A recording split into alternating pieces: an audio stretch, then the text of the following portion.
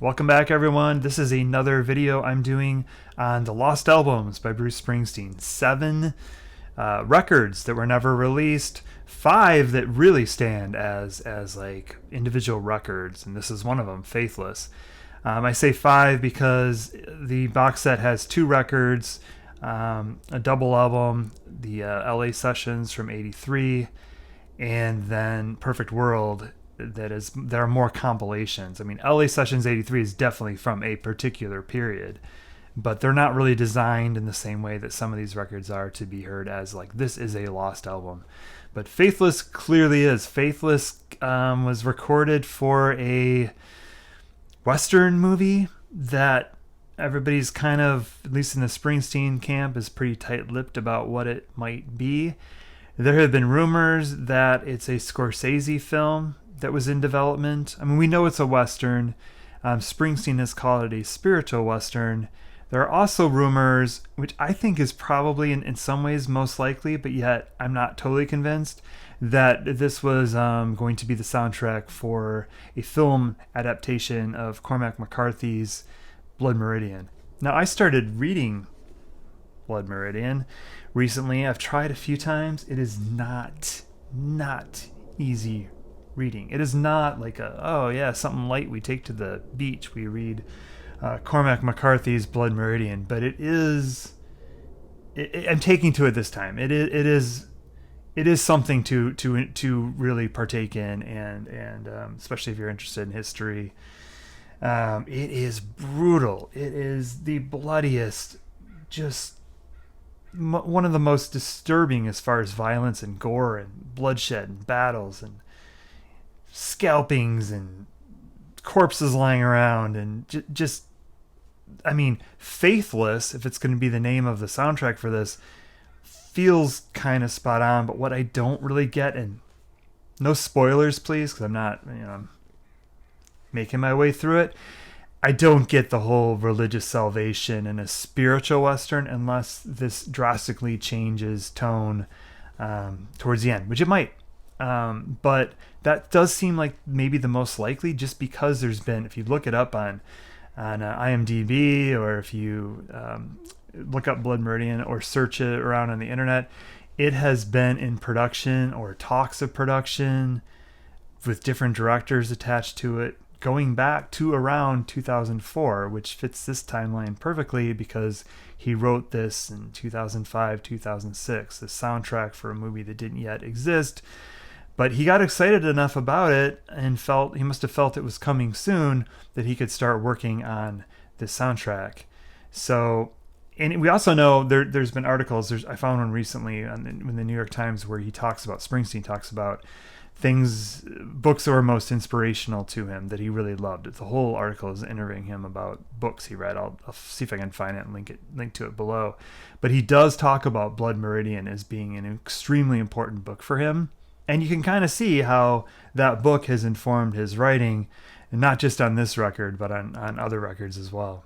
So when I first started listening to this, my first couple listens, I went all the way through.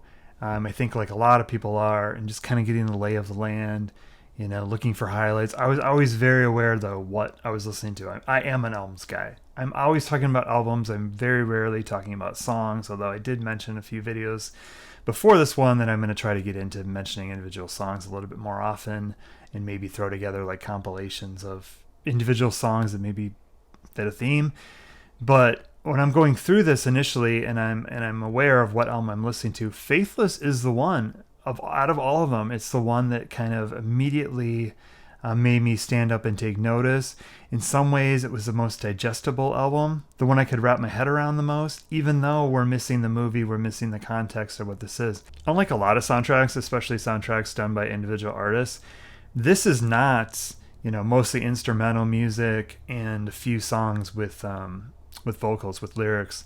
It's the opposite. There's 7 songs on here that are like fully developed songs with lyrics, and there's 3 instrumental pieces, so it kind of flips that around quite a bit.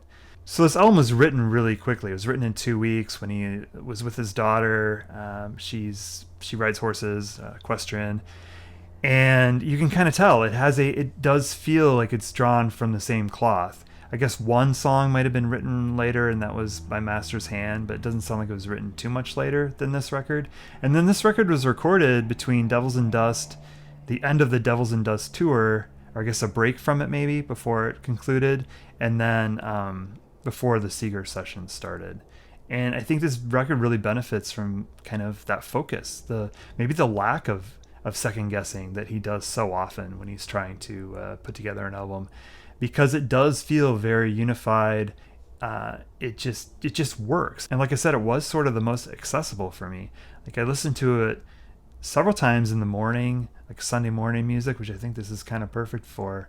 And then once I got the vinyl set, I've been playing it more regularly at different times. And I must say, sometimes it sounds really great to me, just like perfect. And other times I'm like, oh, maybe it sounds a little slight. And I think it's all about when you listen to it, where your mood's at. Yesterday afternoon, I listened to it and was kind of thinking, maybe it's a little kind of slight. This morning, I listened to it. The weather cooled down here a little bit. The window was open. It's kind of peaceful, having my coffee, and it sounded perfect. It sounded absolutely perfect. So let's get into it a little bit with the individual songs. It opens with this instrumental, The Desert. It's like a minute and a half long. The volume's kind of low on it. It's like just starting to kind of get you in the mood for it. It doesn't really announce itself.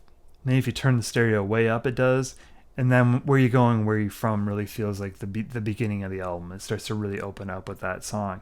I love this song. I love the fact that Springsteen used his kids, who in 2005, 2006 were probably quite young. His two sons were background vocals on this, along with some other people, including his wife, Patty. That repetition of Where You Going, Where It From, like, really works here. And you can tell it takes place, again, it's a Western. It must take place in the 1800s, which would fit the timeline for Blood Meridian.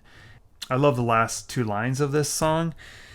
I've got me a home on the other side of this storm, but I'll spend my days busy dying and being born. Glory, hallelujah.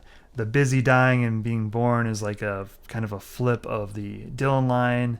Those who are not being busy born are busy dying.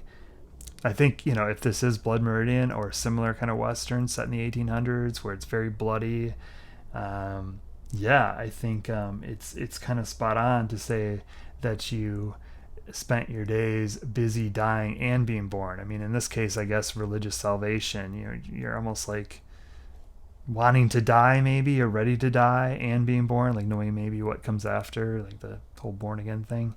I must say too, like the religious thing on here, like some religious records, I think just totally overdo it and kind of rub me the wrong way. I mean, there's been some by Bob Dylan that have done that.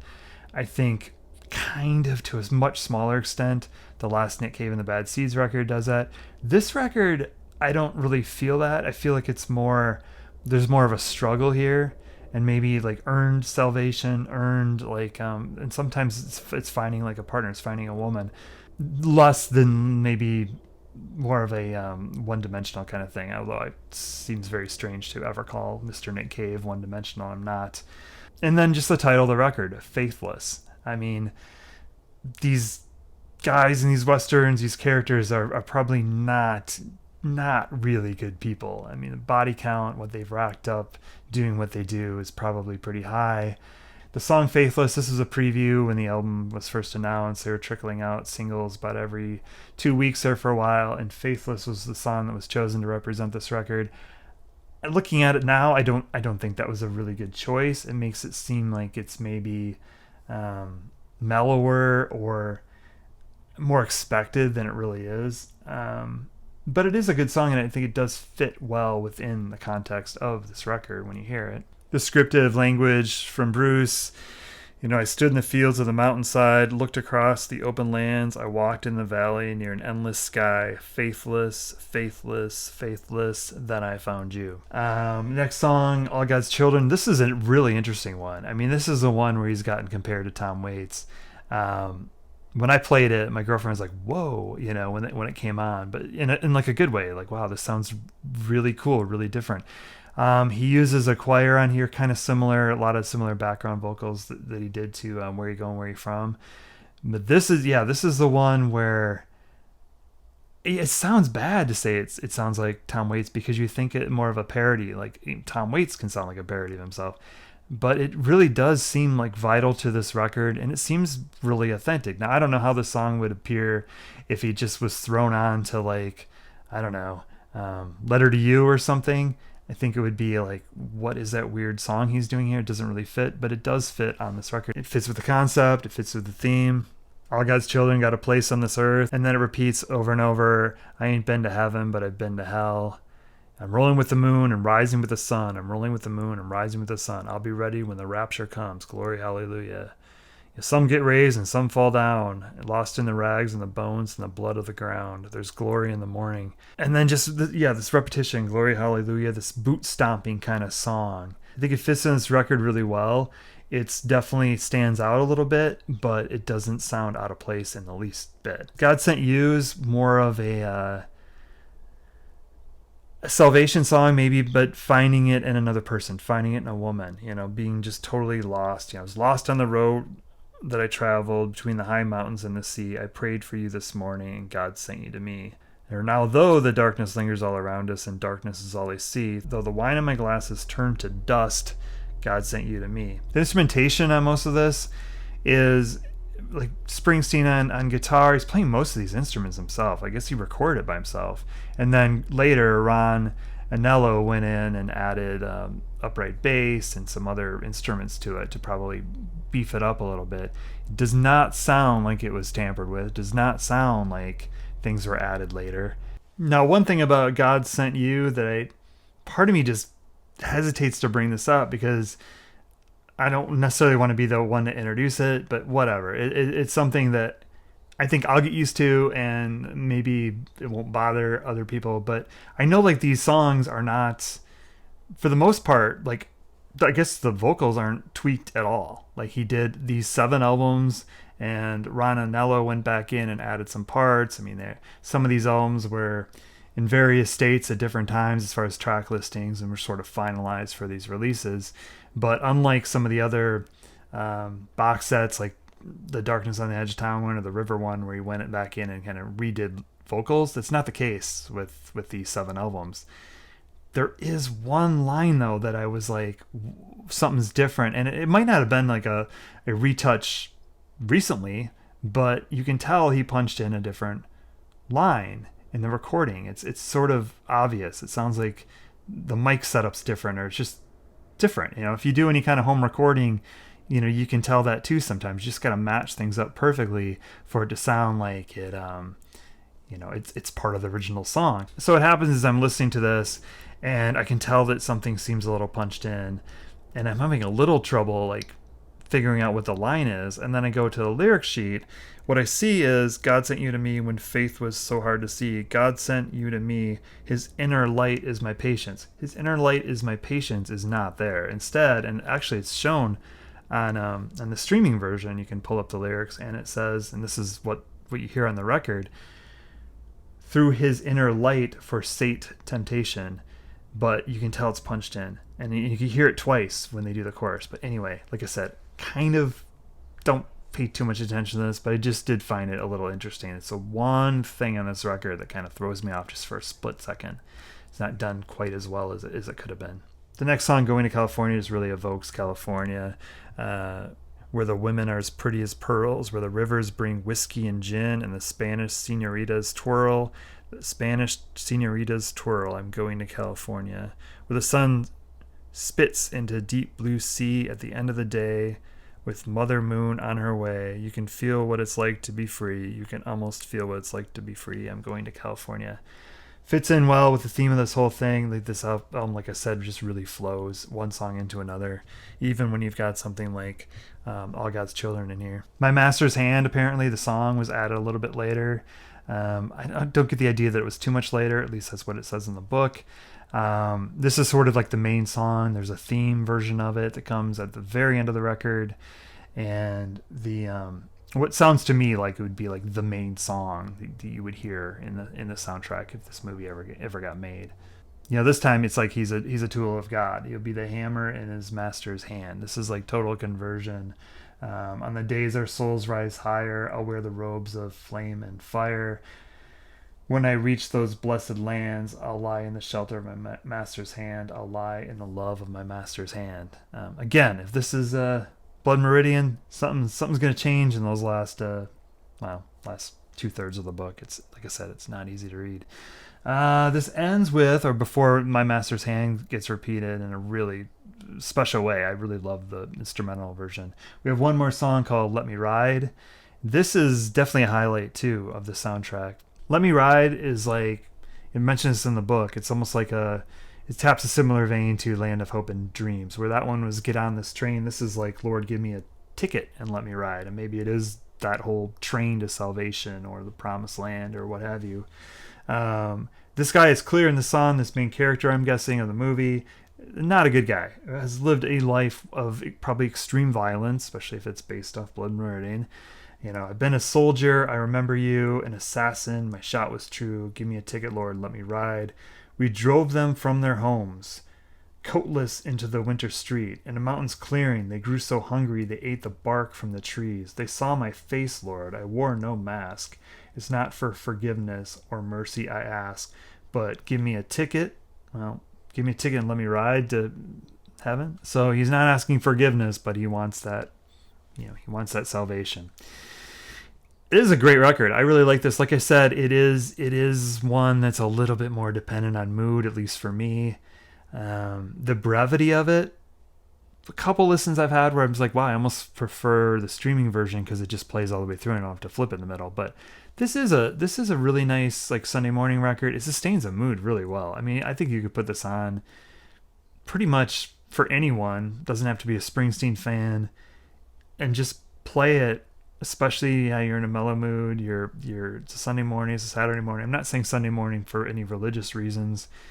This is a spiritual record, like I said. It's quasi-religious. Well, it definitely has religious themes for sure, but it's not directed at you. It's not telling you that you're doing something wrong or that you need to find God. This is characters. It's characters he's playing around with, and there's a difference there, I think. But yeah, it works really well. It's an interesting record, Faithless. I'm glad this got released. This is one of them, I guess, or maybe the record that helped spur this all about, because he asked Ron Anello to go in and find these recordings. I think he was thinking about putting this out, and then he talked before about Streets of Philadelphia sessions. So I think once he and Twilight Hours, few albums, but I think once he got these back, apparently he was like, he started to look at the other things and think about maybe putting them all together as a box. So don't sleep on Faithless. It's a good record, and yeah, I think you'll enjoy it. I'll be back in a couple days